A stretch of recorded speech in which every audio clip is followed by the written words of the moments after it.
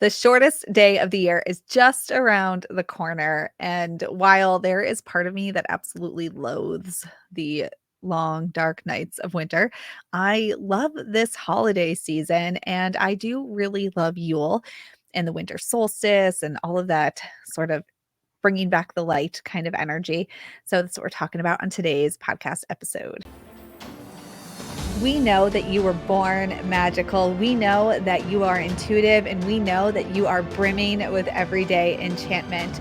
Here at the Sisters Enchanted, we believe in intention, we believe in intuition, and we believe in everyday magic. Welcome in to the Expedition to Soul podcast. And I'm joined by the always lovely Kelly Sroka today. Hi, Kelly. Hello. Hello. If anybody doesn't know Kelly, Kelly teaches in our holistic witchery class, and we really give her the we put Kelly, we test you, Kelly. We put you through the you teach all the things. We've got you hanging out in the astrology class now over there, and you are right now doing our Norse mythology class too. So how are you feeling this time of year, Kelly? Yes.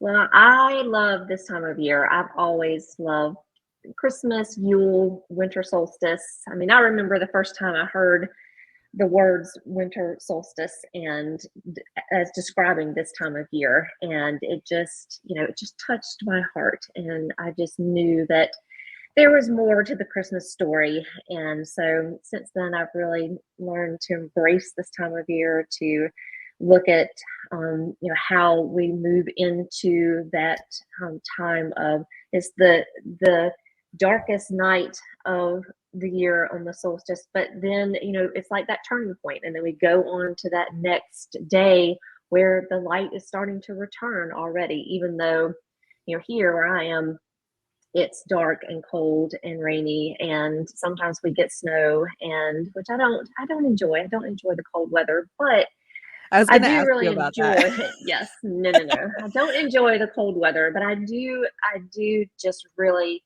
like that time of year where it's that um that turning point of that darkest night, and then just moving towards the light, and just knowing that even though there might be, icy or snowy or windy or cold, it's still, the days are growing longer, and you can just wake up a little bit earlier and see the sun. And it's just, it's a great time of year to be in touch with nature and Yeah. the earth.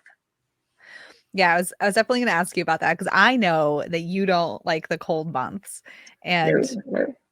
I I don't mind the cold, but the short days really just gut me as a person who likes to be outside. And especially if you work or have things that you have to do during the day, and then afterward it's like, I don't know, unless you are one of those people who wears flashing lights on your head and I guess does it anyway.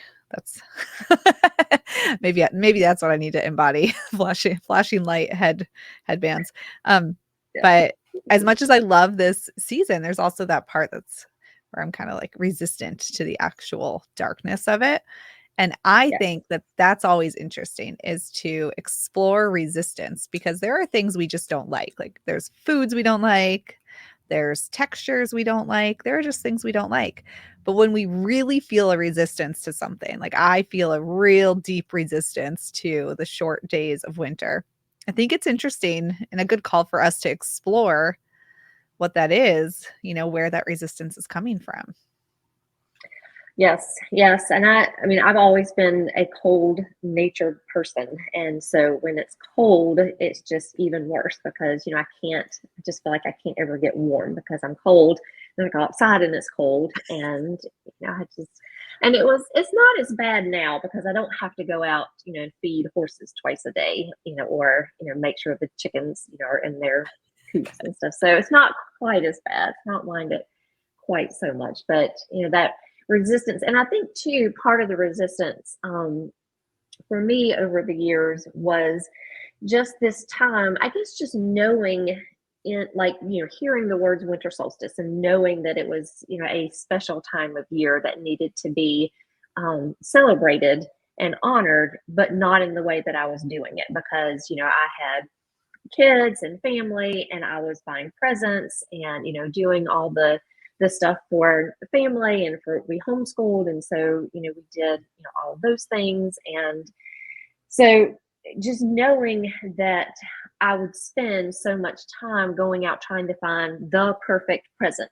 for everybody on my list, or, clean my house and make sure that everything was decorated, and, all those kinds of things. And knowing that really it's supposed to be a time of rest and relaxation, and, not going out and fighting the crowds trying to buy, a gift for everybody on my list, which, I think is good. And I like gift giving, but, that was part of, I needed to see it in a very different way. And so over the years, I've really tried to fight that resistance and not plan a lot of stuff during this time of year. And, I would give, after like the holidays, we would take, just like 2 weeks off of homeschool and just not do anything. And we would just take that time off and just say, it's time to rest. It's time to, see what we did the year before, see what we want to do the year ahead. And then, towards the end of January, we would get back into it.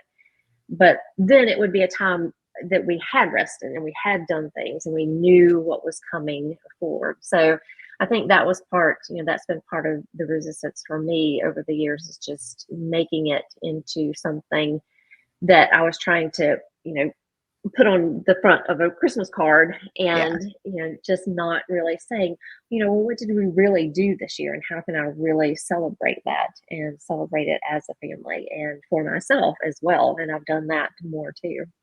Yeah. I love that you shared that personal experience, because I think that's part of the human experience of being resistant to the energy of the season, because it is dark and we are invited by the season and nature to slow down and explore, how did I feel last year? What did I do? And how do I want to feel this coming year? And what do I want to do? And have that time to really go within, very new moon, dark moon kind of energy. But we're all out shopping and trying to be or do the best of the best. And I don't know, like, just please people and show up for family and wild expectations that might not even be in alignment with what we believe or who we are. And that in and of itself is resistant to the very energy of the season, which is to slow down, to really be present and intentional about your energy. And this season does have that traditionally community aspect to it, because folks, before our modern times, didn't have certainty that they'd live through the winters, cold, harsh winters, and depending on where the culture society was. But they would come together and they'd light fires and they would tell stories and they would tend to each other and then have this hope that you're going to make it through. Uh, and we have that part, but somehow we also dump in all this other expectation and stuff and more expectation, which is, again, as a society, completely resistant to the energy of the season. Mhm. Exactly. Hmm. Yeah. Mhm. I wholeheartedly agree. And, one of the things that has come through many different places is that the beginning of the year, just January 1st, is not really the time to make, New Year's resolutions and to have that. And there's so much pressure, to have a resolution, to have, I'm going to do this year. I'm going to get a new job. I'm going to lose all the weight. I'm going to exercise every day. And so, and it's not really a time to do that. It's more of a time, like you said, to see how you want to feel for the coming year and see what, take stock of what has happened and kind of have that time of rest and, think about, more, and I think it's Carol that talks a lot about it when she does the winter, winter solstice meditations and things, and talks about how this is more of a time of um, seeing things, dreaming about things, and it's a more time of dreaming, stopping, letting yourself feel these things and be with these things. And then when spring comes and Emilk arrives and Ostara comes, and it really is a time of growth, and when things are starting to grow and renew, then that's the time to look at the resolutions and look at where you want to go for the year and the things that you actually want to do, because then you've got that spring energy. And I've always felt that just like because here, like the beginning of February is when things, you can just start feeling it. You can start feeling it start growing again. And all the little bitty things start popping up, the wild garlic and onions and the daffodils start to pop up. And so, things are growing. And that to me is the time to look ahead and to say, what do I want to grow this year? I've thought about all of these things. I've put these kind of seeds in the ground, and now what do I want to grow? So I've always liked that image of the new year and not putting so many expectations on myself, and to say, this is a new year, January 1st, I've got to make all of these resolutions. I've got to do all of these things. And then, by the second week of January, we've forgotten them all. And it's just, it's like, oh, well, sorry, I forgot about it. Yeah. But you know what? That is the beautiful thing about working with the seasons, because when we pay attention to these festivals and like Imbak, which is early February, and when we tune into the festivals and the seasonal turns, it's the reminder that, oh, okay, we're well into winter. Now we're halfway through winter. What have I been feeling in my bones and my soul and my life? What's going on? And the light's returning. So now what goals, what intentions do I want to set for myself? Because in 6 weeks, it's going to be warm again. The sun is going to shine, and it's time to throw open the windows and start taking action on all of this. And when we separate ourselves from the natural rhythms, we don't have those reminders, and we are we kind of, another Monday rolls around. Everyone gets anxious on Sunday night, like, oh, it's another week and I still didn't do anything. But there's why there's this extended seasonality. It's not supposed to be like I set a goal on Sunday and I'm supposed to be a millionaire and lose 100 pounds by Friday. It's not the way anything works. And yet we try to somehow do that, which is completely unrealistic and out of alignment with what the natural world brings to us and invites us to tap into. We're weird like that. Yes, I know. I always want to fight against it, I guess. Well, and that's the one thing that I have loved about doing just reading the Stay Magic magazine, is just all those ideas of things like, oh, this is something I can do this time of year, and this is something that I can bring into now, and this is how, how I can relate to nature more. So that's been really fun. I've really enjoyed just doing the seasonal things there, reminding myself that this is the season of this, and it's okay to not be just frenetic, and to be just more laid back and say it's okay to do it. Yeah. Well, speaking of Stay Magic, you wrote the Yule ritual in Stay Magic and gave us a beautiful tarot spread as well. Can you talk about the ritual a little bit? Like, what is it? Maybe give people a idea about, when might be a good time to do it, or what your thoughts were when you were making it, because now would be a perfect time for everybody to go pull that up and start thinking about that. Yes, yeah, definitely.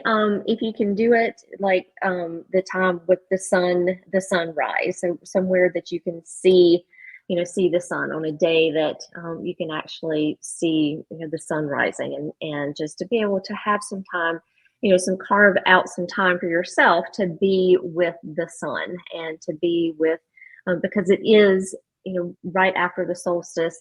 rising just a little bit earlier. If the days are just, you can't really tell it yet, but just honoring that and honoring that time that it is going to return. And even in the depths of snow, because I know some people, the weather is much harsher than it is here, and just knowing that in the middle of that snowstorm, or in the sleet, and having to go out and it's 20 degrees or whatever, and having to go out and do that, you're still able to carve out some time just to say thank you to, and just be with the sun, and just be with the rising, and watching it rise, and taking in the day, and pausing before your day, and so giving yourself that time. And so hopefully it's something that you can do, and do it one day. Schedule yourself a day to do it, and be with the sunrise. And then it's something that as the days get longer, you can keep that energy in mind, and keep that energy of growth, and just being with the sunrise, and just taking, and even if you can't take a long time to pause on another day, at least a minute or so, just to look at the sun and say, oh, I'm so thankful that you're coming back, and that we made it through this winter, and that the cold weather is not going to last forever, and it's going to be better eventually and soon. Yeah. Oh, so good. So good. It is one of my favorite things to do in the summer is catch a sunrise, but I gotta suit up for the winter. Yeah. Well, it is nice, and that is one of the things that I do love about winter, is just the light, and because the light is just so different, and just watching the sunrise through the trees when they're bare is just so different than watching the sunrise through the trees and when there's all the leaves out. And so it's a very different experience, and I think we tend to kind of, I don't know, we just like with Christmas, having all the lights in the tree, and Mhm. the all of these things, and so we're kind of banishing the darkness, and not letting it have its place, and then not really looking at the light, and how we can cherish the light in a very different way, and how it can come to us in a very different way during this season than other seasons. I love what you said there. Cherish the light. Um, because I think that that's a great line. Cherish the light when you don't have much of it, which is the reminder here. And then also when you have an abundance of it, and everything that light represents in our life. That was a good one. That was a good one-liner, Kelly. Oh, well, good. Glad. I try. Cherish the light. Excellent. Yeah, so go grab your free copy of Stay Magic. The winter edition is out, and Kelly's ritual is in there. There is so much goodness packed into this issue of Stay Magic. We're about to enter into Capricorn season also, and there are some wise words from our astrology teacher Kiera on her take on Capricorn, and it's a thought piece, that's for sure. If anyone here knows Kiera who's listening, Kiera will make you think. And this one is a thought piece. So you'll want to hear about Capricorn energy. We've got journal prompts, Kelly's tarot spread in there. It's a really good issue, really well done, and the contributions are amazing. So give yourself a little Yule gift and pull up that free magazine. Tuck yourself away to read it and get away from the hustle bustle expectation of the season. Yes, give yourself that gift. That would be an excellent gift for this time of year. So that'd Yes, be yes, great. yes. Mhm. Well, all right then. Kelly, thanks for hanging out with me and talking about Yule today and the energy of the season and resistance and cherishing the light and the sun rising again and the hope that that brings for all of us. And I hope that all of our listeners, you've sort of recentered on the energy of the season and how to incorporate more of the natural rhythm of the season into your life. Um, yeah. Yeah, yeah, that's Yes. great. Yeah, All wonderful. right. Well, Mhm. if you are thinking about, anchoring into this season and what next year brings, and you're starting to let those around, consider joining us in one of our programs. Kelly's teaching in holistic witchery, which we teach in different chunks all throughout the year. So if you want some more Kelly in your life, come hang out with us in holistic witchery. We've got some goodness up our sleeve for January and February and into the whole year. So you can find that information on our website, in the notes and all the places. And then, of course, our free digital Stay Magic magazine, the winter issue, is out now, and it is absolutely brimming with goodness this time around. So be sure to check that out too. Okay. Well, thanks again, Kelly, for hanging out. Well, thank you. And blessed Yule and Merry Christmas and happy winter solstice to you Yes. and to all the listeners. Happy, happy, merry, merry, all the things, all the twinkle lights, all the returning of the sun, all the everything for everybody. All right, then. Well, until next time, we hope that you have an enchanted rest of your day ahead. If you liked this episode of the Expedition to Soul podcast, please rate, review, subscribe. If you're listening on Apple Podcasts, it will really help us spread everyday magic, intention, and intuition to the masses and helps us so much as a small business. Be sure to hit that subscribe button on your favorite podcasting platform so you never miss an episode. There are new episodes every Tuesday. And as always, thank you so much for listening and being part of the community here at the Sisters Enchanted. And we'll see you in the next episode.